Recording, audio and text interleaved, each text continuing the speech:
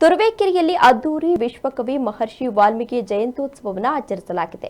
ಶ್ರೀ ಸತ್ಯ ಗಣಪತಿ ಆಸ್ಥಾನ ಮಂಟಪದಲ್ಲಿ ಬಹಳ ಅದ್ದೂರಿಯಾಗಿ ಆಚರಣೆ ಮಾಡಿದ್ದಾರೆ.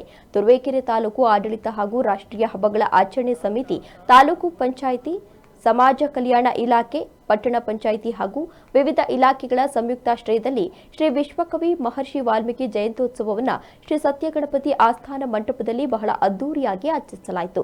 ಶ್ರೀ ಉಡುಸಲಮ್ಮ ದೇವಾಲಯದಿಂದ ಶ್ರೀ ವಾಲ್ಮೀಕಿ ಭಾವಚಿತ್ರದೊಂದಿಗೆ ಹಾಗೂ ವಿವಿಧ ಕಲಾ ತಂಡಗಳೊಂದಿಗೆ ಪಟ್ಟಣದ ಪ್ರಮುಖ ಬೀದಿಗಳಲ್ಲಿ ಶ್ರೀ ಸತ್ಯ ಗಣಪತಿ ಆಸ್ಥಾನ ಮಂಟಪ ತಲುಪಿದೆ. ಇನ್ನು ವಾಲ್ಮೀಕಿ ಜಯಂತಿ ಅಂಗವಾಗಿ ಕಳಸ ಹೊತ್ತ ಪುಟಾಣಿ ಮಕ್ಕಳು ಹಾಗೂ ಹುಲಿಯ ಕುಣಿತ ವಿಶೇಷವಾಗಿತ್ತು.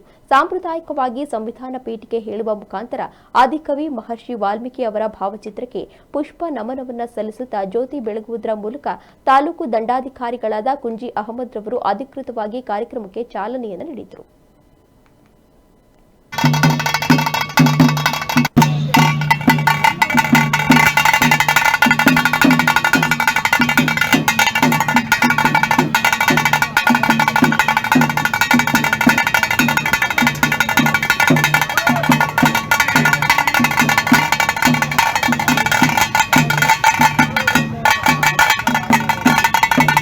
ಸಂಸ್ಕೃತದಲ್ಲಿ ಒಂದು ಮಹಾಕಾವ್ಯವಾಗಿ ಶ್ರೀರಾಮಾಯಣ ಎಂಬ ಪ್ರಮುಖ ಮಹಾಕಾವ್ಯವನ್ನು ನಮಗೆಲ್ಲ ಕೊಟ್ಟವರು ಆದಿಕವಿ ಮಹರ್ಷಿ ವಾಲ್ಮೀಕಿಗಳು.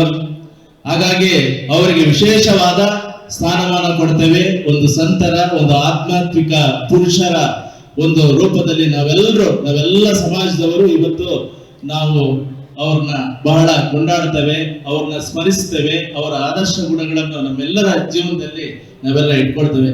ಇದಕ್ಕೆ ಮುಖ್ಯ ಕಾರಣ ಏನಂದ್ರೆ